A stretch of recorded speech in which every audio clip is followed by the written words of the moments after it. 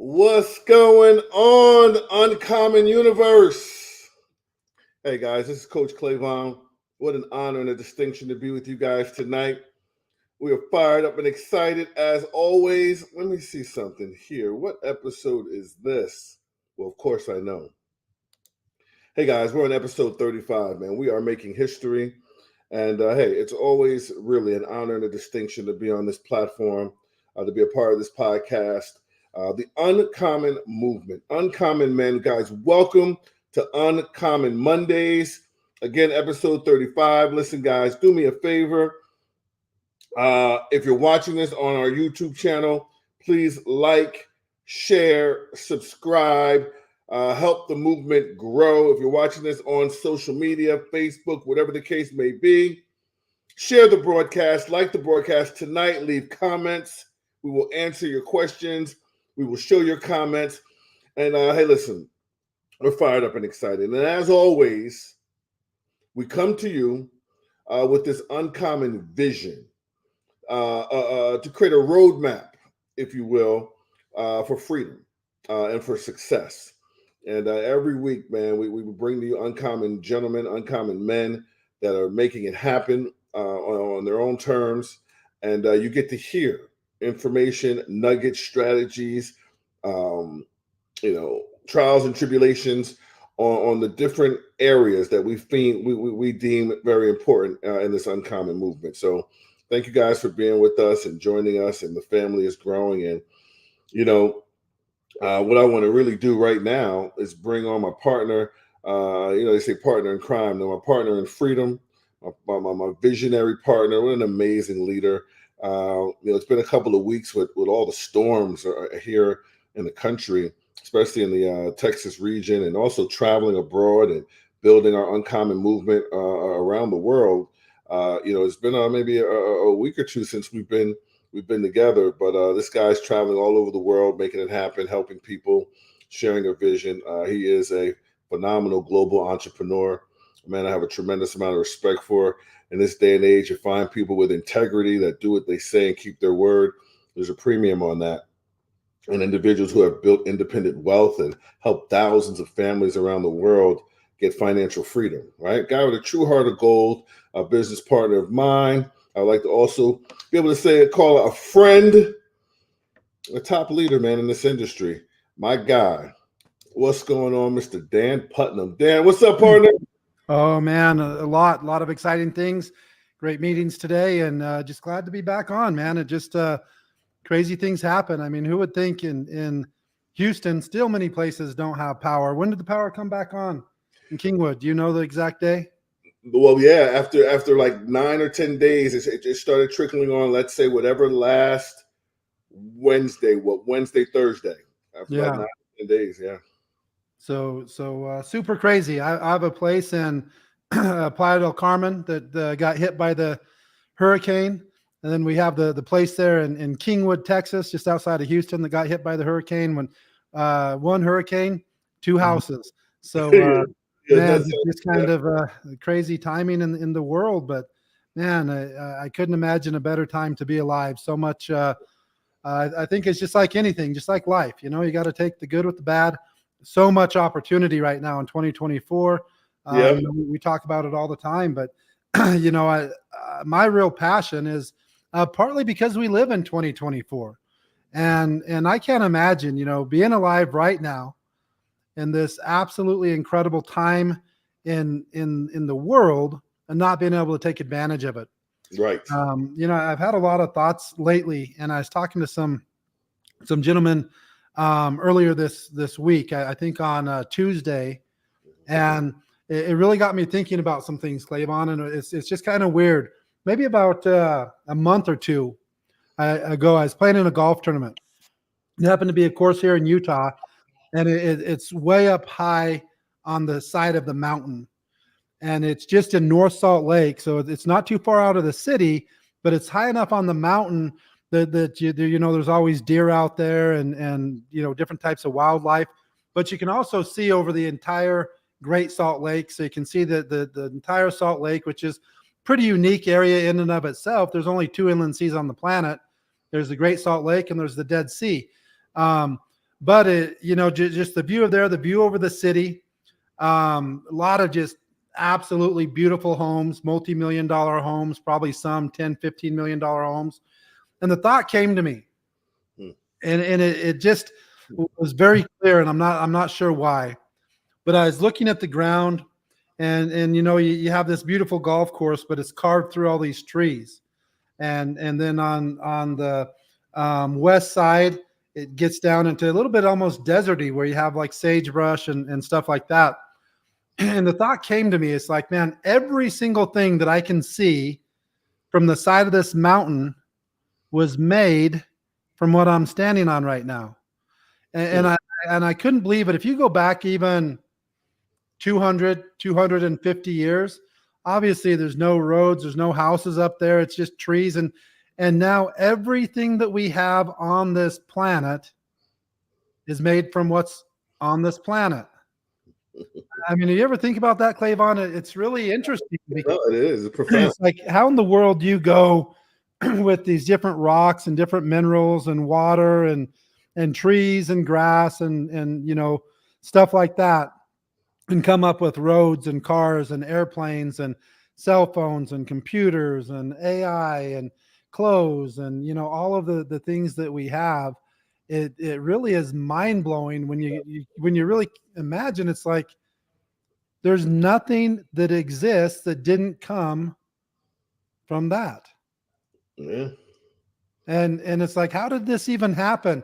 So I know that it probably doesn't make a whole lot of sense to get going in this podcast by thinking of that, but what it makes me think of is, because of all this stuff made from the earth and where we live in 2024.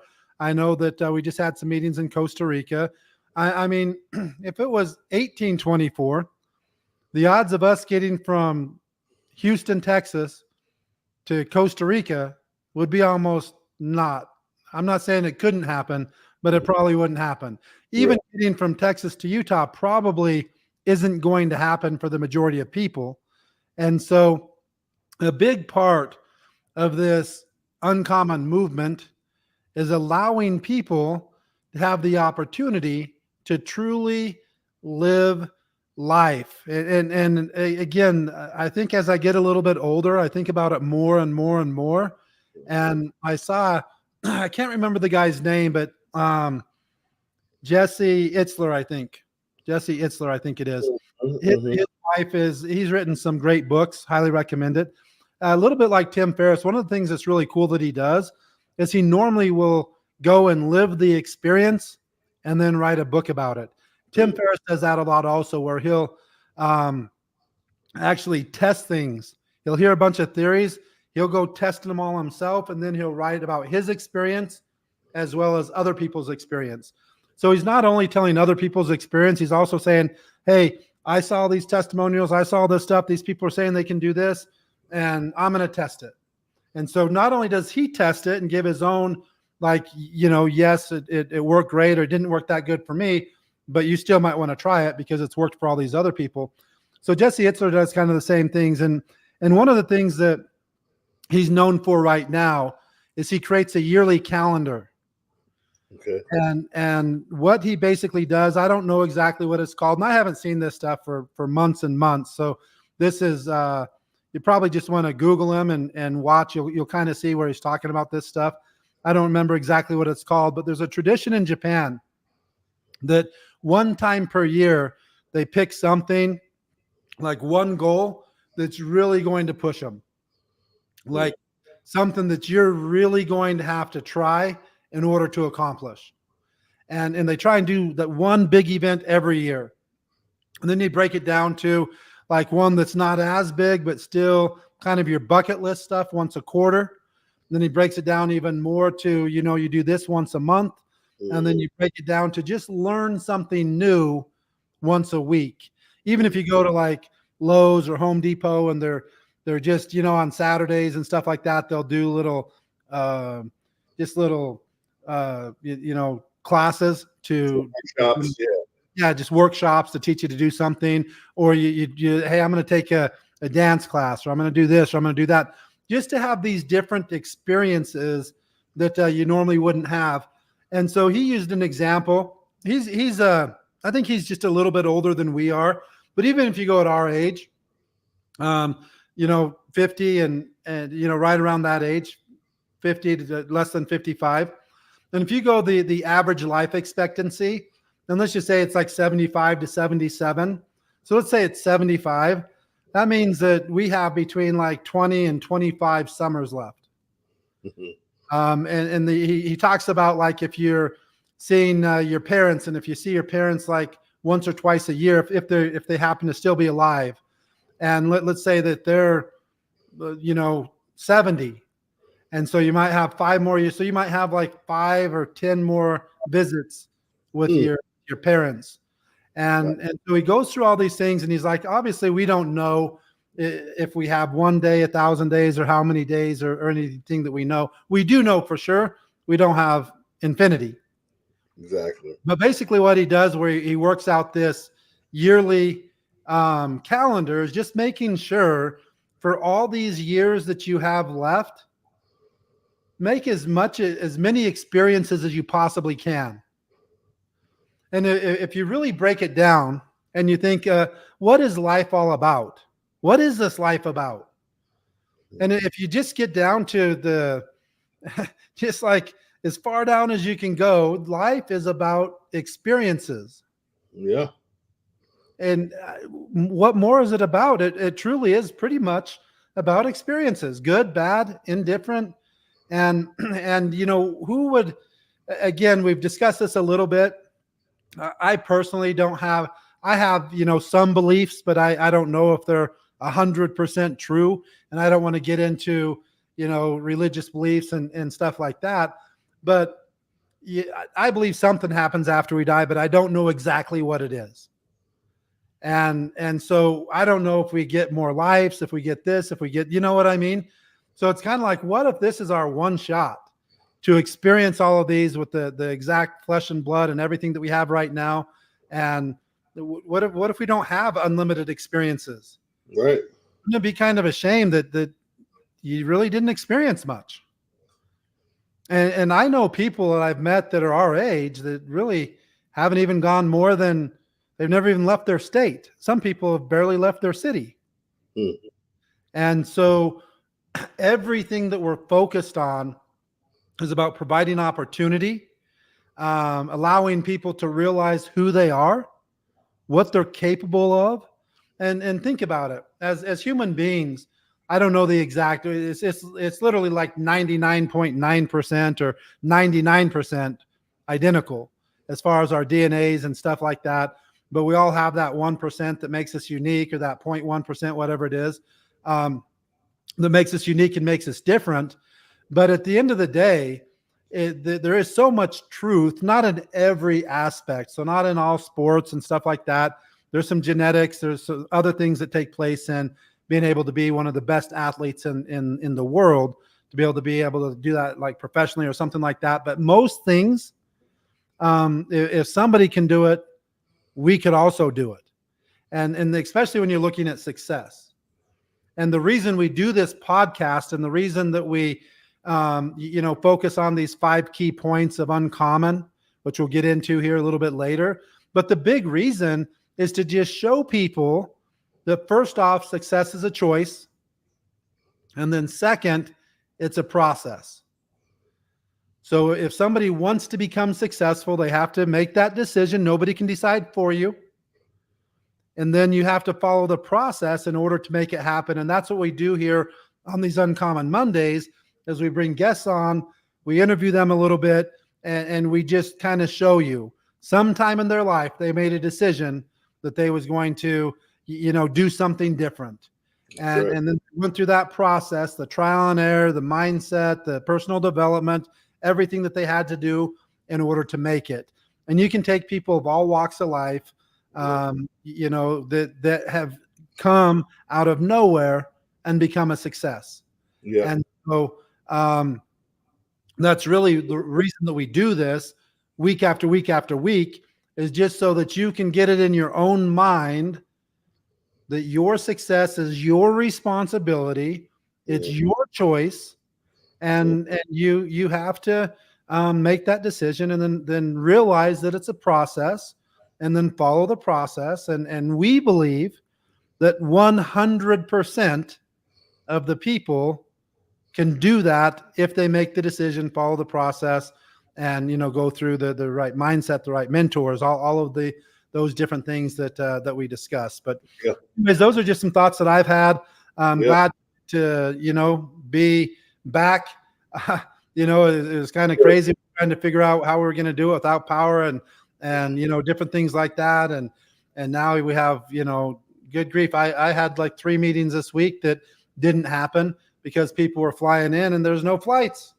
It's like so much crazy stuff going on in the world right now. I mean, come on. The biggest computer company in the world can't even keep the computers going, and it shows you how vulnerable we are.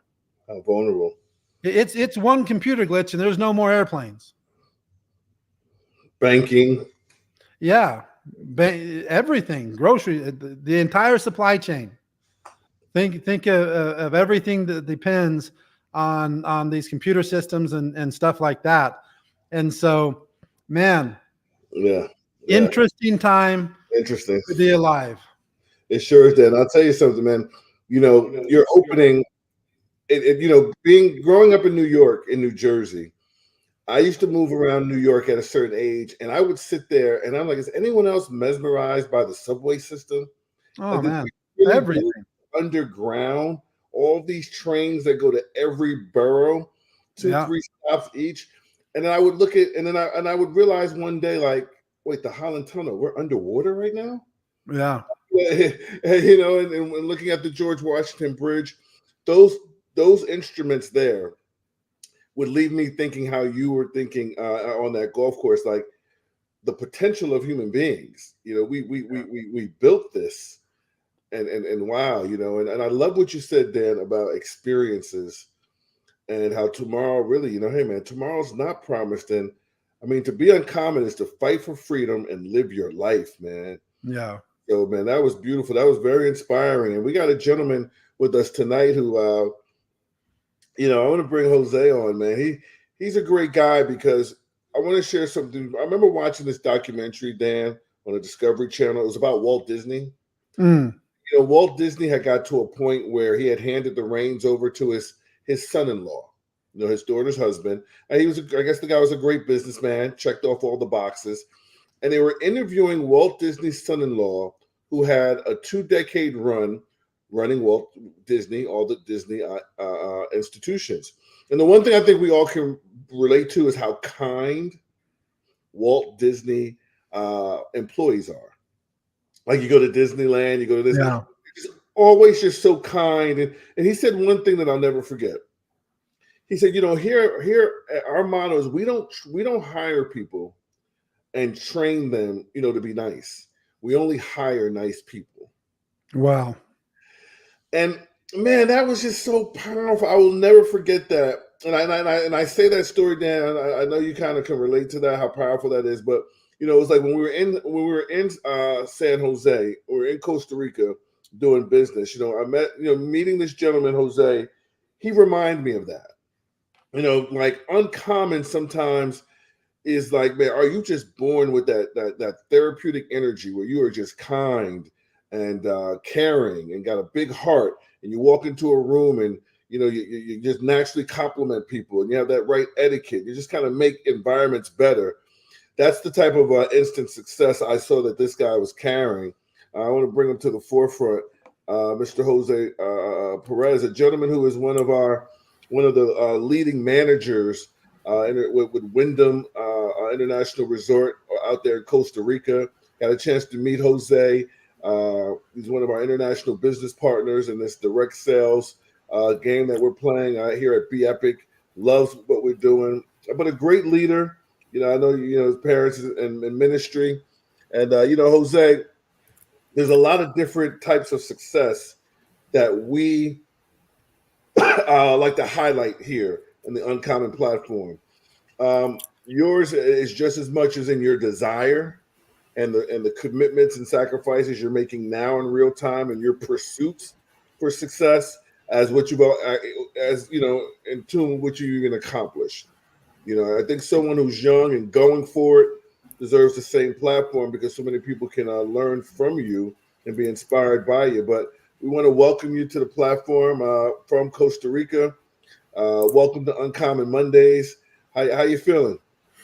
Very good. Very nervous, but very good. Thank you for so much. I'm being so honored to be here with these two gentlemen.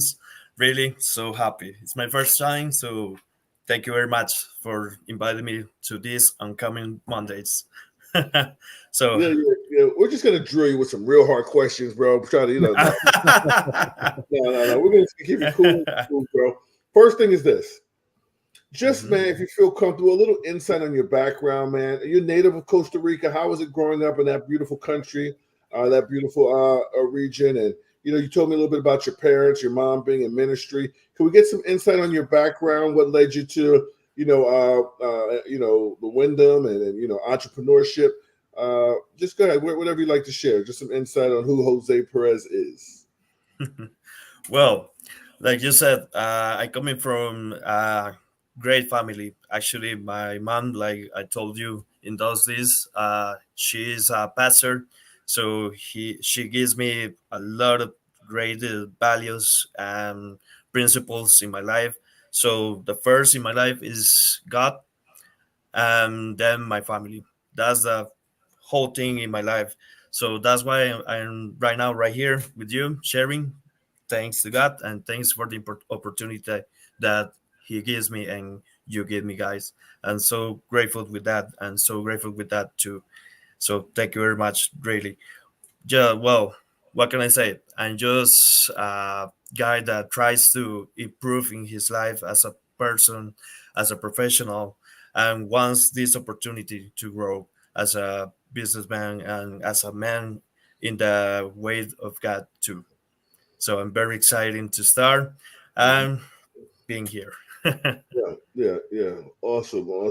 You know, um, I'd like to give Dan his props. He really built a vision around Uncommon that has 5 pillars, and I want him to kind of jump in and kind of ask some of these questions with me. But the first pillar, is about health and wellness, and that's just something Dan has just been preaching, and it's the foundation of most of his companies, health and wellness. And Dan, Jose has a lot of respect for you. He was just so honored and couldn't believe he'd be on this platform with the CEO of BFIC. He was really tripping.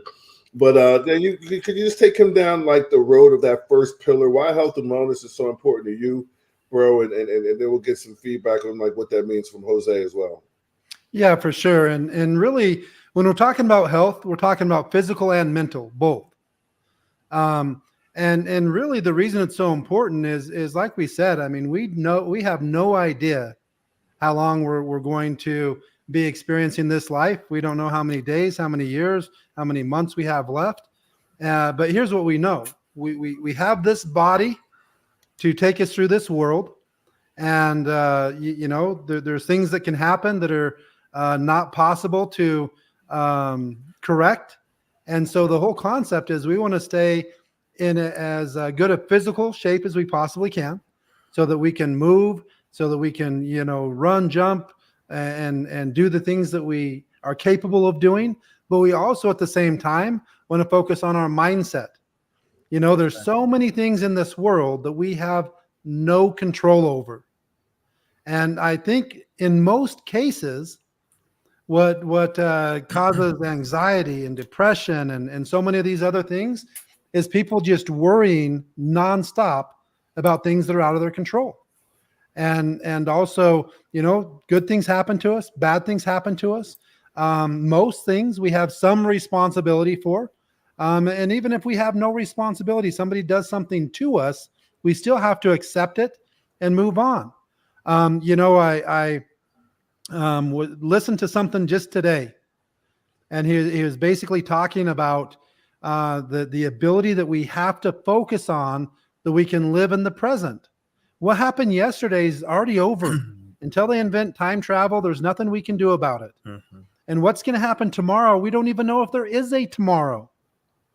So much of our stress, so much of our problems are things that happened yesterday or things that haven't even happened. So we really think that it's important that we focus on both the physical wellness and the mental wellness at the same time. And the reason that we're so focused on working with young men at, starting at the age of 16 or even less, is the sooner you can start creating these habits, the better it's going to be. And I mean, I wish I would have focused on my physical health way more for the last 20, 30 years. I've been so focused on business, traveling, all the excuses that you can possibly think of. Oh, it's hard when you're traveling all the time and eating out all the time and entertaining all the time and et cetera, et cetera, et cetera. And it's like, yeah, I can make up some more excuses also. But at the end of the day, that's the life that I chose. I need to make better decisions. And one of the things, even though I know that there's hormones, I know that there's different things that some people really struggle with, anxiety, depression, things like that. But a lot of it is learning to control our mind, focus on what's in front of us right now. What happened yesterday? Again, they might invent time travel and something can happen in the future. But until that happens, there's not much we can do except for learn. Exactly. What's going to happen tomorrow? We have no idea. I got my degree in psychology. We've talked about this some. I really focused a lot on placebo, both the placebo and the anti-placebo, which showed me how powerful the human brain is. And one of my favorite sayings, and I don't remember, I don't think I maybe heard it from a professor in college, or maybe I've heard it many times. I don't remember the exact first time that I heard it, but they say if you knew how powerful your brain was, you would never have a negative thought. And what I'm learning and really starting to believe in, I've never been a big believer in manifesting. I've thought that you do the work and you stay consistent with the work, and good or bad things happen. But now that I'm thinking more and more of my own personal life, and when something goes bad, the first thing that I do is I go back and I start replaying everything.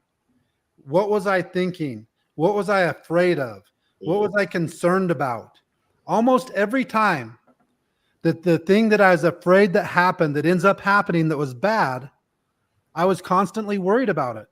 I kept thinking, this is going to happen. This is going to happen. This isn't going to work. This isn't going to go smooth. And then it doesn't go smooth. That's a form of manifesting. Instead, I should be thinking nothing but positive thoughts until something bad happens. When something bad happens, I deal with it. But before it happens, I don't even know if it's going to happen. So why in the world would I think negatively if it hasn't already happened? And again, I'm not saying that just by having positive thoughts, nothing bad's going to happen in your life. I guarantee you some bad things are going to happen in your life. But there's things that are out of your control. And once it happens, you can dwell on it. You can go in a shell. You can have something that happened to you, determine your next step and stuff like that. Or you can just realize that, hey, what we do have control of is our thoughts right now today. And so we want to just go through that education process and get people thinking about it a little bit more, so that they don't play quite the victim. They understand bad things happen. They learn from it, grow from it, and move on. And good things happen also. And so that's really the whole concept, Clayvon, and of why this is so important, because what we have is our physical bodies and our mental capabilities, and we got to work on both of them. And there's some people that are in great physical shape that mentally they're really struggling. And there's some people that aren't in that great a physical shape, but mentally they're as strong as a rock. And then there's some people that are both. And we want to focus on both because, again, what is more valuable as a human being than our health, both physically and mentally? I saw a thing, and this is the last thing I'll say. I don't want to take too much time on this. But I saw something. I don't remember exactly who it was, but here's what he was saying. He said, no matter what age you are right now,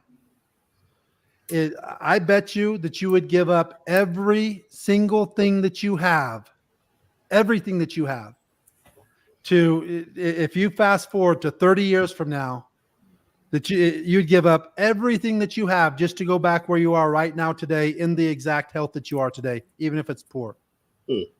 Because what's that time worth to us? Woo. I mean, let's say that, okay, I'm 50 years old. And let's say the next 25 years are good or bad. And right now, at 50, I still think I got a lot of time. In my mind, I think I'm going to live to be at least 100. I think that I don't know why I think that, but who knows? That's my thoughts. But I was really thinking about that, and if I could go back to when I was 20 and feel exactly like I did when I was 20, or even 30, would I give up everything that I have and just go back there and start over from scratch? Except for, I have the experiences in the mind. I think I would for sure. And I'm sure if I had that same conversation at 75, would I give up everything that I have and go back just to be 50 again? Because these experiences are so precious, and this time is so precious, and it's so valuable. And that's why we feel that it's got to be that starting point. That everything about the Uncommon movement is about these first two topics.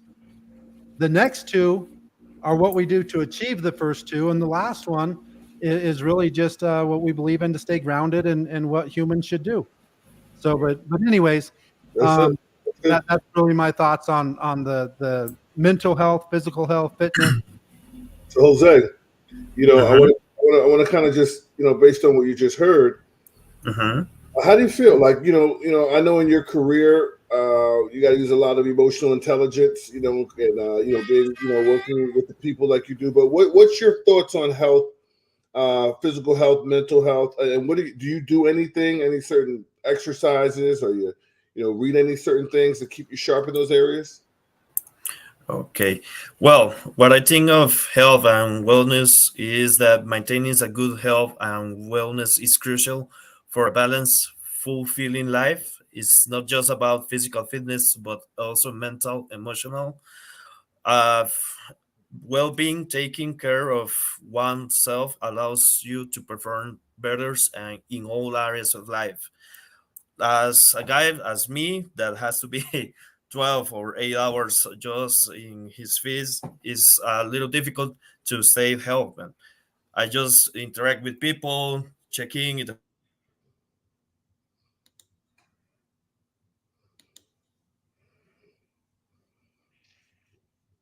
Maybe have a little signal issue with my brother, and I'll wait for him to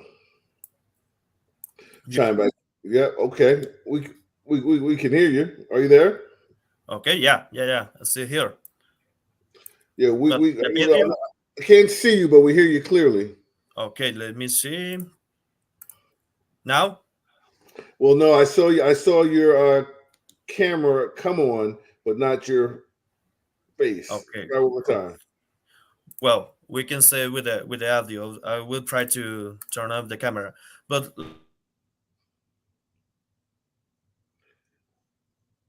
if you can hear me, no, whatever you just did took off your audio. So maybe you may want to just try to log off and log back on. It'll be fine. Okay. My apologies. Yeah. I will try. No problem. And Dan, I'm starting to like really fall in love with this term of emotional intelligence. Oh wow, yep, for sure. It's just really starting to me, emotional intelligence is the epitome of personal responsibility. Starting to take responsibility for how you communicate with people, how they receive your communication, how you receive their communication, policing your thoughts, guarding your mind. I just think that is a big part of kind of what you're sharing right now. I've been doing a little bit of studying because I never really thought about it this way, and talking to some of the guys I work with and stuff, and we've been talking a lot about ego, and I never really thought of what is ego. I've heard of people that were egotistical that I thought it just means they're kind of cocky or proud of themselves and stuff like that. But then I really started to look and hear people talk about ego and how ego is truly what holds us back so many times. Mm. and they're using the example kind of like you'd see in the cartoons of like the devil on one side and the angel Right. on the other side, Right. whispering in your ear, and kind of that devil voice that's trying to hold you back and get you to do those things. That's a lot of people are talking about. That's your actual ego. Mhm. And it really doesn't necessarily have the our best interest at heart. Mm. It's kind of like, oh no, go ahead and do this or do that, or give up on yourself, or you can't do it, or nobody can do it, or that's stupid, or why try, and all of these things. And it's really been interesting to me when I really sit back and try and listen to what's going on in my head and be like, Clavon, who is it that makes these choices? Whose choice is it? Mm. Because sometimes I think that's not my choice. I wouldn't choose to, if it was my choice, I would be in great shape and, have a six pack and all of that. But well, then whose choice is it if it's not yours? And it's been really interesting. I got a book. I haven't started it yet, but a couple people recommended it to me. I'll pull up a little bit later, maybe when we're talking about personal development, what the title is, because I don't remember the title, but it has everything to do with your ego and really getting into that. And I've been putting a lot of thought lately about why in the world do I keep making the same mistakes over and over and over and over, and the same excuses over and over and over and over.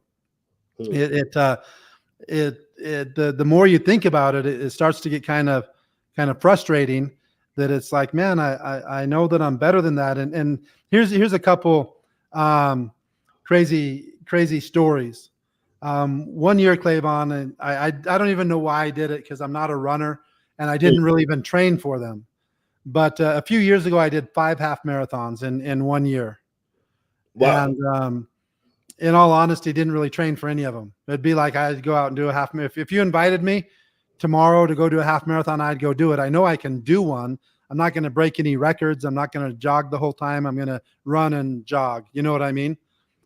But sometimes, maybe because of business success that I've had and stuff like that, I start to get, I feel like I'm a humble person, but then I realize that I'm not always that humble person.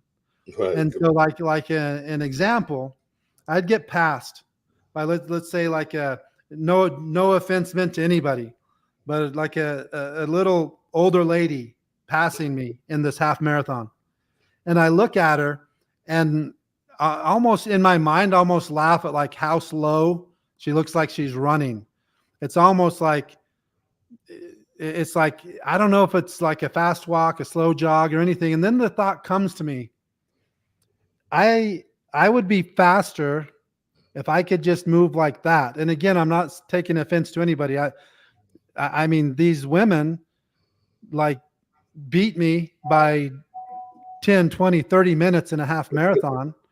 And when I watch them pass me, I'm a competitive person, and I'll be like, there's no way this person's going to beat me. So I'll start like picking up the jog and I'll pass them. And then I get tired. So I start like resting or walking. And then like 5 minutes later, they just steadily pass me again. And so I just kind of think about that a little bit. It's like, man, in so many things, I'm really not that good at it at all. And some things that I take pride in, like for me, mindset is something that I've really taken pride in, and consistency. But it's not in every aspect. I mean, just doing 5 half marathons in a year, some people would think, oh, well, that's pretty impressive. They're not super easy to do. It's not like, I think most people could do it if they wanted to.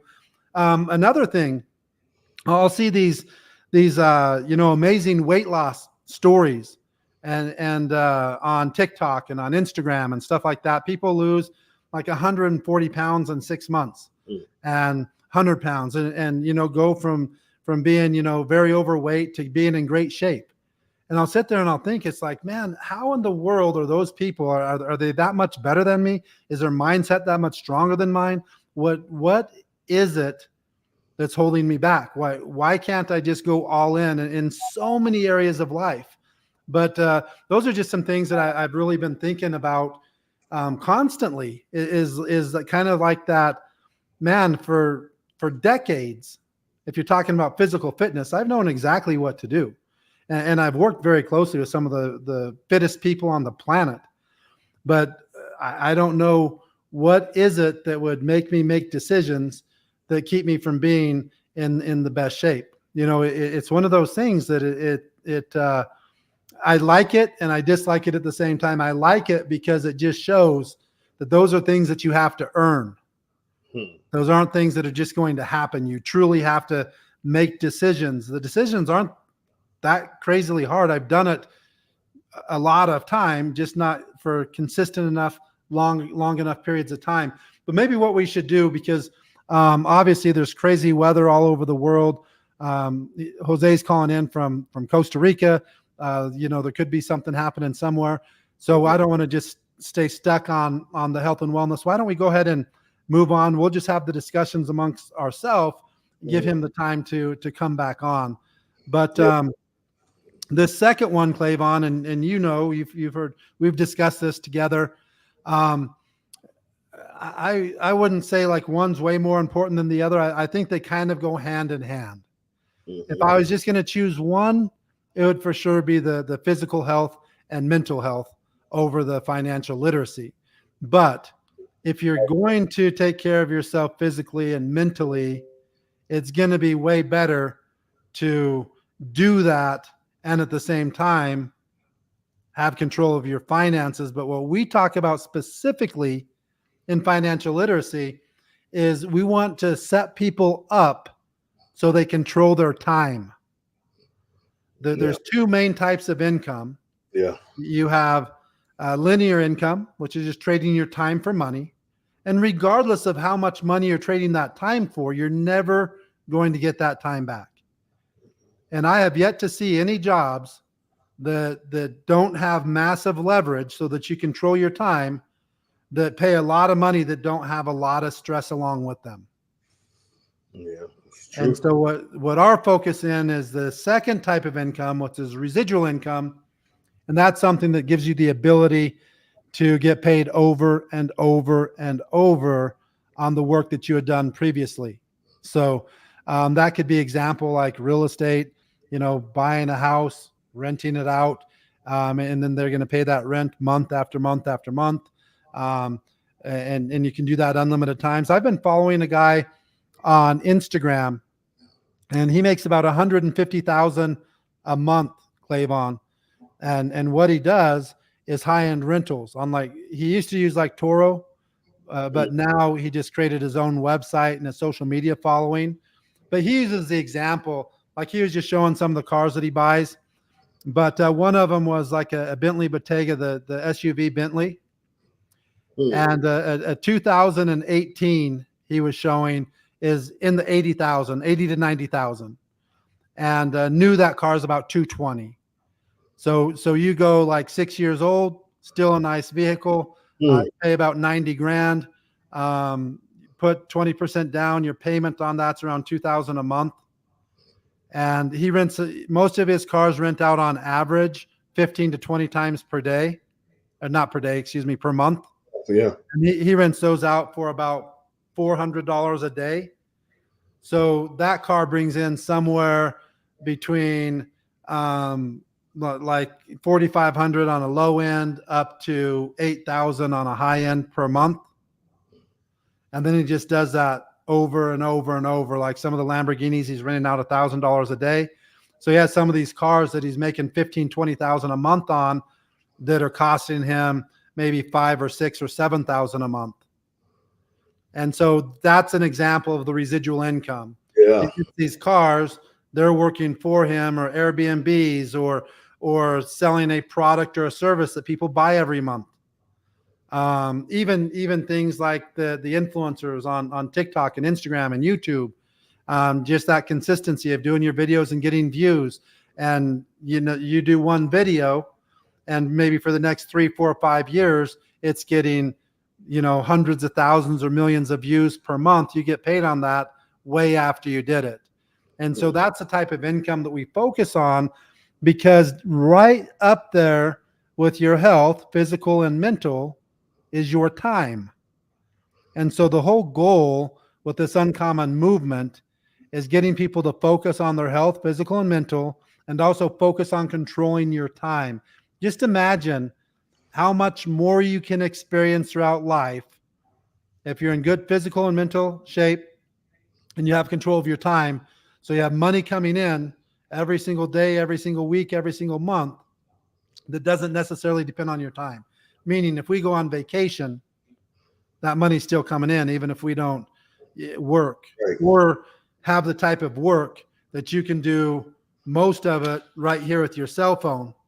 Mhm. I can be on the beach anywhere in the world, at any resort, at any place, and you know, getting the word out and stuff like that. So that's what we focus on.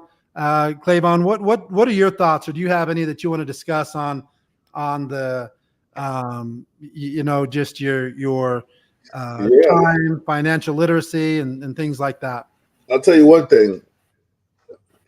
You know, Dan, yeah, I'm with you. I'm gonna take health and wellness, mental health, and emotional intelligence as number one. But financial freedom, I mean, listen, man, I was in the airport during this cyber crisis. And when you see families begging for cots, you Yeah. know, when you see 300 people online for a customer service airline that only has two tellers, and there's 300 people online. When you have the opportunity to just open up an app and say, let me just get out of here and get to a nice, you know, 4-star, 5-star hotel, because see, with my allergies, I can't go to an old hotel because the rug, the ventilation, the you know, the central air, if it's too dusty, I'm gonna be miserable. Yeah. So I have to go to a certain quality, not for vanity, but just for my, you know, my comfort. So this is the deal. To be able to just say, hey, whatever that is, if it's $180 a night, 100, 125, boom, 2 nights. All right, boom, forget that airline. They're going to have a domino effect, a residual effect of back, you know, oversold seats. Like, Yeah. this thing is going to happen for 3 or 4 days. So let me find another airline, just book a flight home. Okay, it's not for 2 days, hotel, and let me get in the comfort zone. Listen, I've lived a life where that wasn't possible. I've Yeah. lived a life where I had to see, man, what am I going to do? Sleep in this airport for 2 days? Am I going to borrow some money? I didn't have in my budget an extra $400, you know, just to go sit. Financial freedom is so powerful. And if you're not making residual income, this is the only thing I'll say. If you are trading time for money, it sounds cliche, but you usually will have more month at the end of your money. If you are having residual bills coming in and you're paying them with an hourly wage, you're going to have moments in your month where it's just completely frustrating, where there is none extra. And I've come to a point where I believe freedom that comes from residual income, or freedom that comes from being leveraged in your career, where you are making money when you're not working, maybe Yeah. you've a team or you've done some of the things you just, I think that's where the premium is. Because the frustration that comes from having a lack of financial resources, based on the signs that I'm seeing, it's going to become too overwhelming. You know, so Dan, you know, I just know for a fact, I don't care what order you put them in, but you know, obviously our bodies, our temple, and our psychological stability has got to be number one. But man, if you guys are not out there fighting for financial freedom through financial literacy, stop trading time for money and build something that's going to give you leverage so you have extra money to experience freedom in life, even in crisis moments. You know, people are missing the ball. And, you know, you're back right on time, Jose. Before we continue to our third pillar, we were just touching on number 2. Do you have any insight, man? Has financial literacy been something that's been important to you? This whole idea of residual income. I know you work a great job that you love, but is there anything you'd like to talk about as it pertains to, you know, residual income and just being financially free? Yeah, exactly. My apologies. I'm back. I was Yeah, a little don't worry about inconvenienced. it. Yeah, But don't worry. right now, like you said, residual income or leverage, these are finances, these are powerful concepts, sorry. But I think that in my career I love to interact with people and everything, and sometimes see cases that, well, they don't have that freedom with money, and it's a little convenience. For example, last night I got those two kids that they just get married, and man, they touched my heart because they only paid a standard room, and it was his wedding night. And I was like, no, man, you have to pass a great night. So I given the upgrade on the non-child man, and I was like, God bless you. You, if you have that freedom, you can make that dreams come true.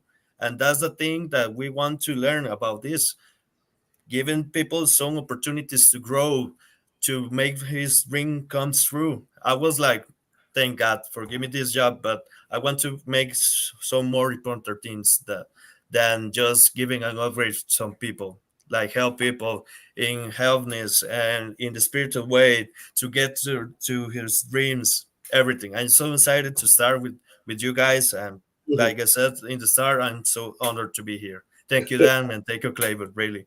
And like we said right here in Costa Rica, pura vida. That's right. That's I where love it. a big vision was born. And, you know, as Mr. Putnam alluded to, health and wellness, physically and mentally, financial freedom through financial literacy, residual income is king, leverage is king, making money when you're not working, using that leveraged income to then invest, have your money make money, and have time freedom. But the ultimate goal is mental health, physical health, and time freedom, and be able to have the money to do what you want to do, right? And so how do you get that? You get that through, I believe, a commitment to personal growth and development. I think that you got to continuously increase your value as a person. I think you got to continuously become the better version of yourself. You know, Dan always kind of alludes to just being, you know, from a spiritual perspective, you know, keeping things pretty simple. And I think I share that. You know, I think I'm a very spiritually grounded person. But I think the most fancy I might get, Jose, is that I do think maybe we are born for a reason. Exactly. I do think that we are born for a purpose. And you try to not be egotistical with that. You try to feel like maybe everyone's purpose is profound. Everyone has a journey that's worthy. But then you get personal with your own and say, hey, man, I'm here for a reason. So that's where the personal growth comes in, because I think you got to kind of grow into that reason. I think life is like a boot camp that has to prepare you for that ultimate purpose. You got to get powerful mentally, physically, spiritually, socially, financially. You grow into that purpose. And shame on you if you don't, you know, take that responsibility, because you could miss it. So, you know, let me ask you, Jose, just straight off the bat, how important is personal growth and development to you? We feel that that's the number one pillar to make the other two manifest. What are you reading right now? Do you have any mentors that have helped shape you? You know, what does this mean to you, growth and development? Well, it's very important to me. Right now, I don't really have a mentor. I just ordered the book Show Dog, memoir by the creator of Nike, and I'm very interested into learning about it. And the first guide that I got is look for is God's so reading my Bible, and is what gives me purpose and help right now, and allows me to grow really every day. But it's very important to me, like I told you when I met you, I was trying to search for this kind of opportunity to grow. I am a young man. I know that it doesn't appear. I am 26 years old, man. So really, I'm trying to achieve and try to get that goals in my life to help people. It's very important to me. 26, Dan. Yeah, I love it. That's what it's all about. Exactly. Very young, but with big shifts and big goals. God always right there to help me. And thank you very much, really. You know, I know you said that you really can't zone in on a mentor right now, but you know, I mean, I can't answer questions for you, but I could just imagine with your mom being, the head pastor. Oh Of yeah, church. of But course. that's big time mentorship, even outside of just mommy duties. I mean, she just wears a noble, gown. I mean, she's coming from a spiritual perspective probably all the time. And, even at the Wyndham. I mean, I remember maybe someone took you under their wing and say, hey man, here's how you can move up to the management ranks. And, I mean, Exactly. when you just think about it, there's probably quite a few people that touched you. I know, hey, for me, my whole I life is know. predicated on mentors, man. I wouldn't be sitting here right now if people didn't Exactly. extend their hand and make a impact on my life. But I like the fact that you got a couple books that you're ordering for Phil Knight. I mean, that should be very inspiring as an entrepreneur. Anything you want to talk on the personal growth and development, Dan? You know what? No, I think that it's the one thing I would like to say is it's just again, amazing time to be alive. So much can change if you find the right opportunity and you really go all in your spare time. Your entire life can change in 2 to 3 years. I mean, I literally have seen people go from knocking doors selling solar or something like that, and within 12 months, literally within 5 months, be making over $100,000 a month in their side hustle, and then their side hustle becomes their main thing. So here's what we know: with social media, a complete worldwide economy, there's never been a better time to be alive to make a larger amount of money than right now in 2024, especially with AI coming out. So many things that really level the playing field that have never been out before. And so I think that there's never been a more important time than now to focus on your mindset, to focus on that personal development and come up with an exact action plan. Like I said, if you really want to break down success, first off, it's a decision, and then it's a plan and consistency. And that's basically like the roadmap to becoming successful. So the thing I love about Jose is he's made a decision, he's working on the plan, and then it's just putting that into action. But I've seen it happen so many times over the last 30 years of being an entrepreneur and doing billions of dollars in sales, paying out billions of dollars in commissions. I've seen somebody makes a decision, they follow a process, they continue to change their train of thought, going from winning and losing to going to winning and learning. And the thing is, unless there's a time limit and we're doing a sporting activity, there really is no winning and losing. It's winning and learning. Now, if it is a timed event, then you do have some, winners and losers. It's something, but success isn't timed. So some people can do it in 6, 7, 8 months, a year, 2, 3, 4, 10, 2 decades, 3 decades. I mean, I get motivated a lot of times when I see like this list of billionaires, not millionaires, list of billionaires that didn't start their business until after the age of 45. Yeah. And so at 26, there's a lot of time. And that's really what we want to do is we want to get in there with, well, we don't know how much time there is ever, but in theory there is, but that's why we want to work with people as young as we possibly can, just to give them the best shot possible to, start working on these. But personal development and the right mindset is a huge part of it, but there's nothing bigger than taking action. And the last thing I'll say on personal development, I think it was Bill Gates, and they're interviewing him and trying to ask him, Microsoft up until this year has been the largest company in the world for decades. And Yes. NVIDIA passed him this year. And Bill Gates, several times throughout his life, has been the richest man in the world, at least documented.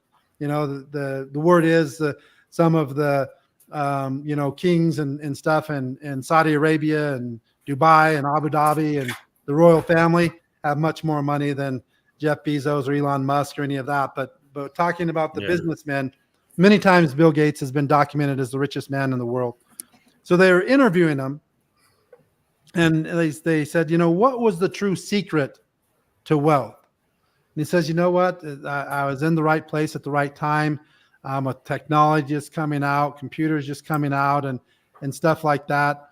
And he said, you know what? There was a lot of people in that same time that were even working on technology. It wasn't just being in the right place at the right time. And he said, you know what? Yeah, that's right. He said, I had vision. I had a game plan. What we thought we could do. We saw what was possible.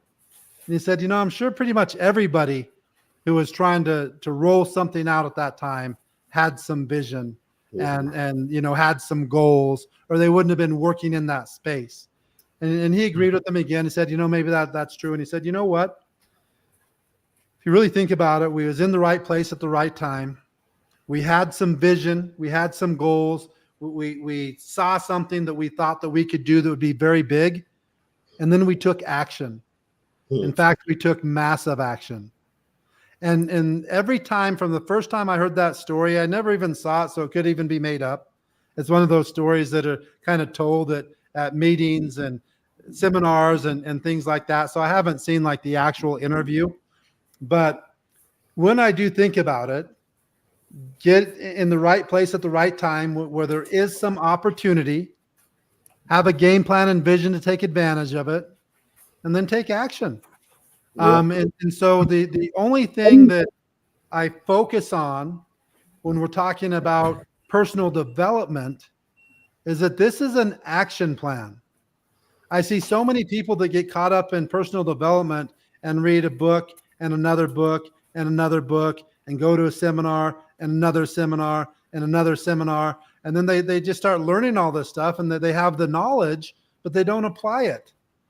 And so my whole thing is find a book or something that you like, and then go to work with those principles. You don't have to read 100 books to become successful, to become wealthy. If you find one platform, you make the decision, you follow the process, you get the right mentors, and move forward, that's really what it is. So I'm all for personal growth and development and mindset. But I believe 100%, I think it was Warren Buffett that talked about that education can make you a living, but self-education is what can make you a fortune. So just a formal education will very rarely make you a fortune. It can make you a living. But self-education and personal growth and personal development, that's what has the ability to make you a fortune. But again, it is an action plan. You read, you take action. You don't just read and get the knowledge. Exactly. Yeah. That's some good stuff. And Jose, I got to ask you, what is like, when you follow those type of plans of taking it, which you've done, you saw something and you jumped on it and you had the courage to take action. We feel like accountability is the next pillar for a reason, because once you have an opportunity, once you have the courage to take action, or once you find yourself engaged in a system where you have a plan of action to follow, I don't know, how important do you feel accountability is? I mean, you got personal accountability, which is your own discipline and desire, and just keeping your integrity, keeping your word, doing what you said you were going to do. And then you have team accountability. When times get hard, people got your back. People got your back. So how does that translate in your life? And what does that mean to you, accountability, as it pertains to your goals and your dreams? Well, Clayton, what can I say? Accountability is essential in all aspects of the life, in work and business, fosters and responsibilities, trust and productivity, in a community setting like a church, in encourage, support, and reliability among members. Clear accountability structures help individuals and organizations stay focused and commit to their goals. For example, I want to just throw a testimony for myself. I started working at 18 in a construction man, and I was like, well, I'm going to be here for the rest of my life, or I'm going to start to commit to that accountability in my life to grow as a person. Man, I only got my high school degree, and now I'm manager in the Wind San Jose Hmm. at the age of 26. So I just want to testify that because all dreams come true. The sky is the limit, and we can reach it, man. With God and with good mentors, we can reach all our goals. Like I said, I just started to work at 18. I was only my high school diploma, and a lot of effort to get to right now. I am like a manager of Wyndham. I know you like in a couple weeks, just make a strong bond. Spirit of God puts people in your life, and like somebody told me like 2 days ago, you cannot close the doors for the blessing that God brings you. Hmm. So thank you very much, man. Yeah. Really, everything is possible. Just make sure what do you want, and like some phrases right there, successful has no rest. Hmm. I like that. I like that. Yeah. And so here we are with this full uncommon system. So, as we bring this to a close, Jose, this is what we're looking at. And everybody listening around the world, if you've been with us before, you understand the uncommon movement. It is a movement for young men, 14, 15, 16, and above. The young ones get the blueprint early. They get to start early, but all of us as men, what is it to look in the mirror and be a man and Exactly. feel like a man? Feel like a man who can take responsibility for himself and hold down a family. Uh, Exactly. be a man. A man is, someone who can maybe even finance his goals and dreams, or even come up with the resources to invest in your goals and dreams that maybe God gave you. Be a man that's so dignified and so well growth groomed, grew that others may even want to invest in you because you took being a man seriously. Integrity, keeping your word, things like that, right? So, and that's what this thing is about. And then you got some of the obvious things that we don't talk about. That's why we move with certain products like a testosterone product. Dan just Exactly. go to the market because too many men walking around here with too much estrogen, uh, and not being a man. So anyway, we can go on and on and on with that, but I want the world to know, and even all the powerful women that support this podcast, they know and they feel that men do need a movement. It's not easy to wake up every day with the burdens that we have. Not to compare them to the burdens of any other gender, but to be a man is not an easy task, especially here in this country, right? And I'm sure you can relate to that, but globally and abroad. So we take pride in saying, "Hey, let's support the empowerment of men." Let's fight for that because if we don't, who will? you Exactly. know, because if we don't start now, you have these kids that are 5 and 8 and 12, and someone will tell them something completely different, and then they will spend some time not thinking they can be a man, and someone will define their gender for them and their sexuality for them if we don't put out a good, clear, inspiring roadmap.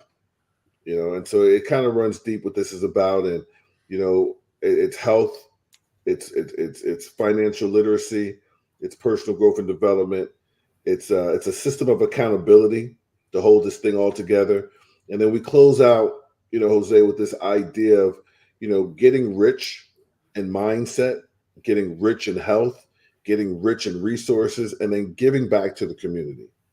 And that's something that we're really, really, really proud of. This idea of giving back, making an impact on other people's lives, and just want to kind of just get your insight on that. How does that make you feel? Do you and with your family at the church, do you guys do anything to give back to the community, or is that a part of your desires or concerns?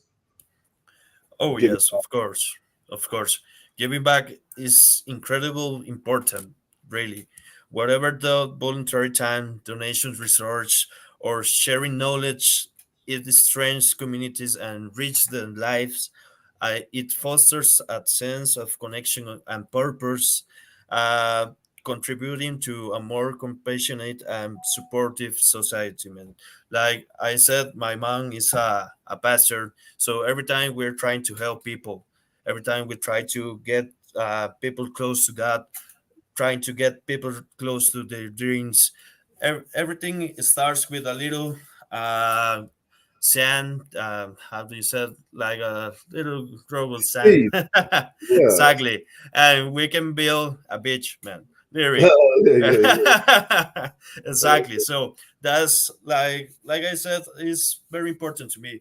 Like what this thing with these two kids, really, they have like Yeah. my age, man. And I was like, he just gave me like the money for the standard room, and they're so happy with so many drinks, and I was like, man, come on, it's his wedding night. I can give him something more of this kind of like jacuzzi, man, big good view, everything is in my hands. Why I cannot do it?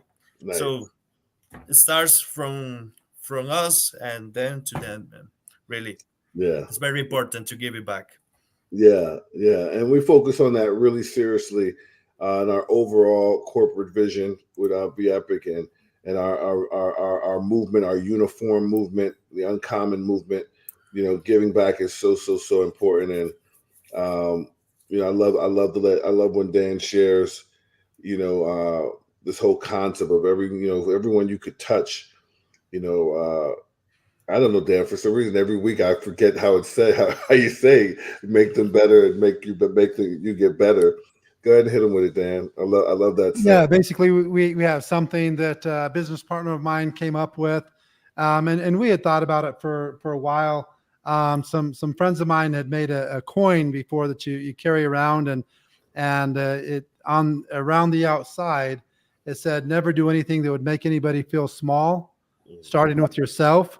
And then so I was telling my business partner about that, and so often we're our own worst critic, and we don't really think about that, like things we do to other people, but what about the things that we do to ourselves? So I always kind of like that, and I was talking to them about creating something for Uncommon, that maybe a coin or something that people give that really is what we're about. And he came up with the thought. Literally, I told him about that coin, showed him the coin that I've carried around, and literally gave out hundreds of these to people that I've met across the world. And he said, he wrote it down, and it was always leave them better. So in every situation that you're talking to somebody, that you're dealing with somebody, you should have the goal to leave them better, make them smile, make them laugh, make them feel good. And then in turn, you're always going to leave them better. Meaning you're going to leave them as a better person. So if we make it a goal in every situation, we want to leave that person better, then we're going to leave that situation better also. So that's what it is. Always leave them better, and we will always leave them better. And so that's kind of what it stands for. And giving back is not always about money. It can be about money. Some people are in great need of money. And if we can help out that way, we do, and we do all the time. But also what you're doing right now is giving of your time. Your time is more valuable than money. And that's one of those things that people need to realize. So, giving of your time, whether it's service work or mentoring or helping or any of those types of things, it's big. Sharing your talents and things like that. And so we kind of feel that this is what kind of keeps people grounded. I got to a point when I was younger, everything in my mind was about make a lot of money, and my life will be good. Make a lot of money and I'll have no problems. I'll have no worries. And it's like, it's not necessarily the case. Making money can give you more conveniences. It can make life more convenient. It can give you more experiences, but it can also give you a lot more stress, a lot more problems, a lot more other things. So I've gone through times where I was like, man, I don't know if I would, trade this, but at times I'm like, man, I don't know if I wouldn't mind just like a simple life. I go to work at 9 in the morning. I get back at 5. I don't have to think about it afterwards. I can spend time with my kids and wife and, et cetera, and just focus on that. But I don't think I was wired that way. So, but what I'm getting at is I don't know exactly when it was, but 100%, I did realize that making a bunch of money is good, can be convenient, can buy some cool stuff, but it really doesn't matter. And so then the more I looked into it, what was really fulfilling was helping people. And I got to the point I'd rather give somebody a car than and I like cars, and I've bought plenty of cars, and I have plenty of cars, but I just to see that excitement and that enjoyment and we've given away many cars with contests and stuff like that. And every time I've given a car away, I literally have felt better than any car that I've bought. And providing opportunity for those in the world that are looking for change, and realizing change only comes through opportunity. Mm-hmm. And so the real reason I do what I do day in and day out isn't because I'm trying to make a bunch more money. Of course, I am going to make more money and continue to make money and stuff like that. But I could be in a situation where I just kind of retire and I could go to the beach every single day, 7 days a week, or the golf course or the river or the lake, and be fine. I've made enough money to get by. But the reason I do this is passion, to help others, to show them what they're capable of, to give them the opportunity to fly across the world, to stay at the nicest resorts, to eat at the best restaurants, to meet people in Costa Rica and Colombia and Africa and, all different continents and all different countries throughout the world. And, it's enabled me to meet some people that there's no way that I had to be able to do that without making money. I've experienced so many things in life that there's no way I could. And I've helped so many people that there's no way I could. If I didn't create excess, there's no way I could help the number of people that I've helped. And when I really look at it, that's what I want to do in this life. I want to show people what they're capable of. I want to provide opportunity for them, because without opportunity, you can't just snap your fingers and things happen. And I want to be their biggest cheerleader and help them. And I want to be there when they're reaching those goals and those checks are getting bigger and they're buying those cars and they're buying those houses. And then they're getting to the point that they're giving things away and they're doing charity work.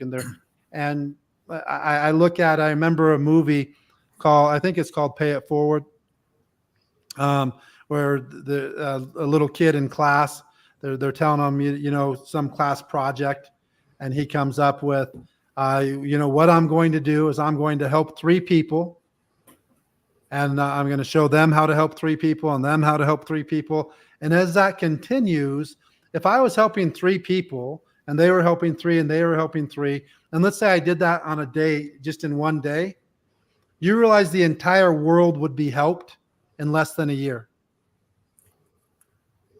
So if I did some service for 3 people tomorrow and they returned that favor and paid it forward, and they did favors for 3 people the next day, in less than 1 year, you would touch the entire world. So when people are saying, I don't know, I can't really do a whole lot, that's not true. We can do a whole lot. We have access to touch the entire world in less than a year, if we can get these principles and get people going out there and doing some good things. So that's what I've decided for this life, that I want to focus on: providing opportunity, helping others, showing them what they're capable of, giving back. And it's hard to give back if you're struggling yourself. Yeah, that's real. That's the real deal. I'll tell you what, Jose, you've been a part of history tonight, brother. We came, we saw, and we conquered. This has been amazing. I want to give you a moment, Jose, if you have any closing remarks, anything you want to share from your heart about this experience, anything on your mind that you want to leave with the people. Remember, this broadcast will be archived on our YouTube channel. You can access that at Uncommon Men Global 1%. Don't forget to like, share, and subscribe, guys. And you can go back there and see 35 previous episodes of Uncommon Men from all over the world that we have interviewed. So it's been an honor to have you here, buddy. Any closing remarks? Thank you very much. Like I said before, I'm so honored to be here. I just want to share that the opportunity that you give me, man. And so thank you for you, thankful for you.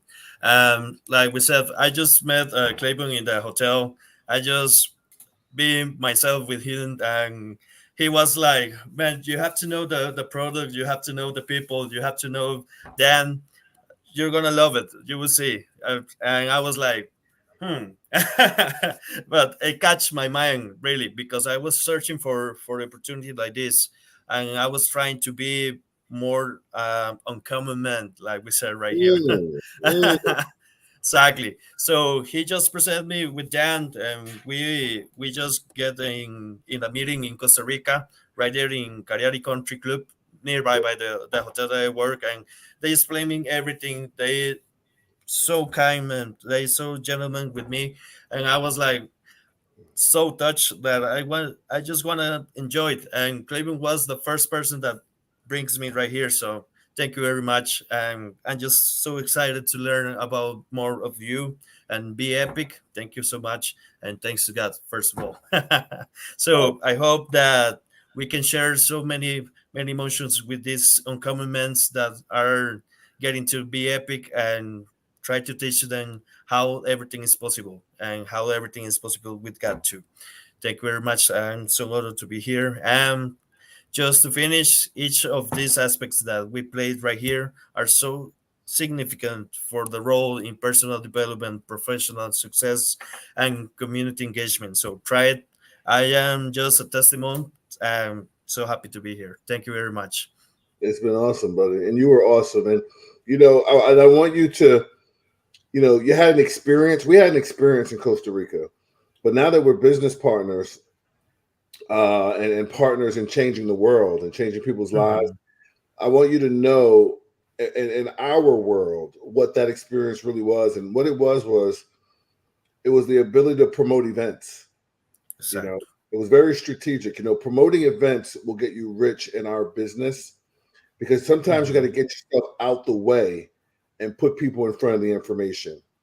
And whatever it takes to promote events, don't ever forget that, right? From your heart, excitement, passion, no desperation, but putting Mhm. a lot of value on things. So what you Exactly. witnessed, Jose, was someone passionate about promoting an event that was bigger than him, but also edification. Mhm. I edified my mentor. I edified my business partner. I edified a community that you needed to be in so you could see something special. So edification, building things up with words, building people up with words. So then that environment can empower you and your business is a big key to what we do, brother. That's the science. Promoting events, Mhm. um, edification. You know what I mean, and doing it detached. Without a spirit of desperation or need, because it's all just Mhm. a beautiful numbers game, right? And so, Exactly. so that was great, man. And I'm glad you were able to be a part of that. So, hey Thank guys, you with very much. that, another successful Monday, and we're not going to stop. We'll be back here for episode 37. No, it'll be 36. Episode 36 next week, man. And I'm fired up about that. Dr. Putnam, any closing remarks? No, man, that's it. Just again, thanks for your time, Jose. A lot of great information, and again, every single person, you're capable of amazing things. We know it 100%. We're going to be here to be your support group. We believe in you. Want to help as many people as we possibly can. So that's all I got, man. Hey, man, it was wonderful, guys. Thank you again, Jose. Everybody be blessed. We will see you guys next week for another Uncommon broadcast. Until then, God bless you.